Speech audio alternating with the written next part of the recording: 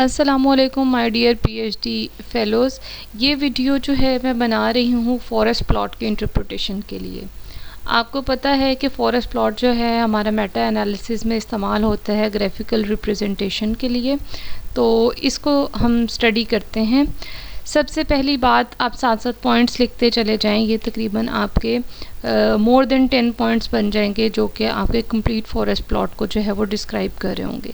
सबसे पहली बात तो ये कि हॉरिजेंटल लाइंस क्या हैं। ये हॉरिजेंटल लाइंस जो हैं वो हर हॉरिजेंटल लाइन जो है वो एक हॉरिजेंटल लाइन ये किसको रिप्रेजेंट कर रही है, ये एक आपकी स्टडी को रिप्रेजेंट कर रही है। ठीक है, आप फॉरेस्ट प्लॉट को देख के ये बता सकते हैं कि कितनी स्टडीज़ जो हैं वो इंक्लूडेड हैं। Each horizontal line is describing about the studies.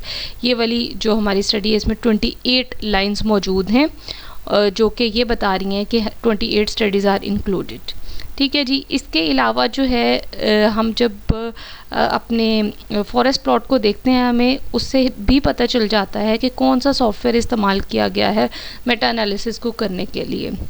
जैसा कि जो आपका मेटा एसेंशियल है उसमें आपके ये जो है स्क्वेयर्स नहीं होते, डॉट्स होते हैं। ठीक है, और डायमंड एंड पे नहीं बनता, आपका जो है वो डॉट बन रहा होता है। तो जो ये वाली रिप्रेजेंटेशन है ये है आपकी कंप्रीहेंसिव मेटा एनालिसिस की। तो ये हमें इस चीज़ के बारे में भी इंफॉर्मेशन देता है कि कौन सा सॉफ्टवेयर इस्तेमाल हुआ है।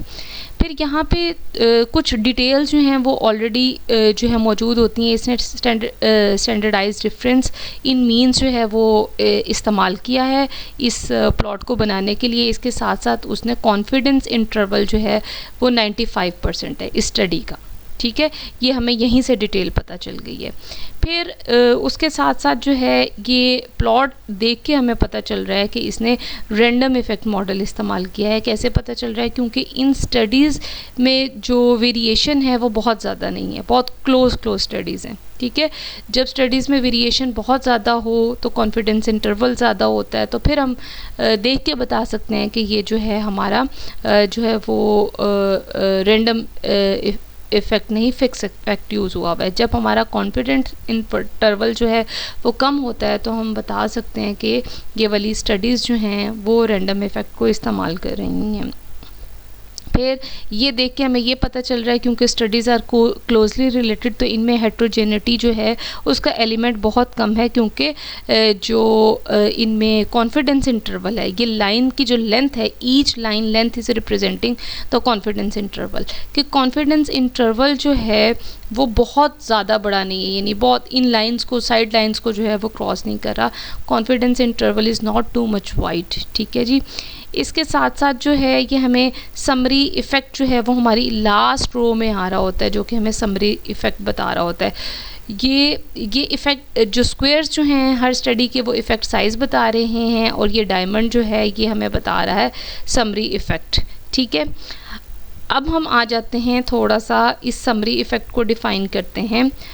जो आपकी डायमंड जो है उसकी जो पीक्स हैं वो हमें इंफॉर्मेशन देती हैं इफ़ेक्ट साइज़ के ऊपर कि इफ़ेक्ट साइज़ जो है, समरी इफ़ेक्ट साइज़ जो है वो कितना है।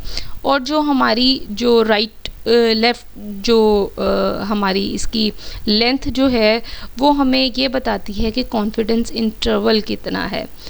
इसके साथ साथ इस डायमंड की पोजीशन हमें ये बताती है कि ट्रेंड किस तरफ है समरी इफ़ेक्ट का।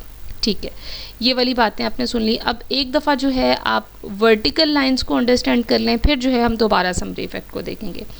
हमारी ये जो वर्टिकल लाइन है ये हमारी सेंट्रल लाइन जो है जो ज़ीरो पे है, ये लाइन ऑफ नो इफ़ेक्ट है।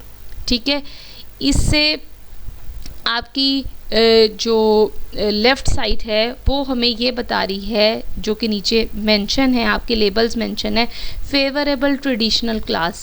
ठीक है, यानी ये ट्रेडिशनल क्लास वाली सेटिंग है। जो स्टडीज़ ट्रेडिशनल क्लास की फेवर में होंगी वो इस साइड में होंगी, जो स्टडीज़ फ्लिप क्लास की फेवर में होंगी वो इस साइड पर होंगी।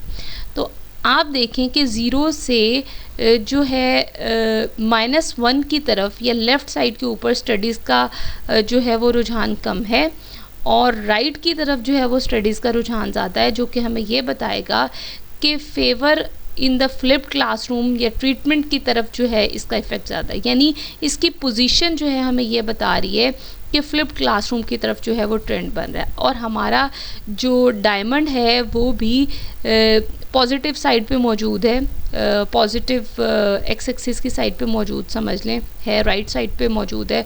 तो ये भी ये बता रहा है कि समरी इफ़ेक्ट हमें ये बताता है कि क्लासरूम जो है वो फ्लिप क्लासरूम जो है वो इस्तेमाल जो है वो करने की तरफ ट्रेंड शो हो रहा है। तो ये तमाम ऐसी चीज़ें थी जो कि हमें बता रही थी कि क्या है। इसके साथ साथ जो है P और Z वैल्यू जो है वो मौजूद होती है, जो कि हमें हाइपोथेटिकल टेस्टिंग के लिए इस्तेमाल होती है।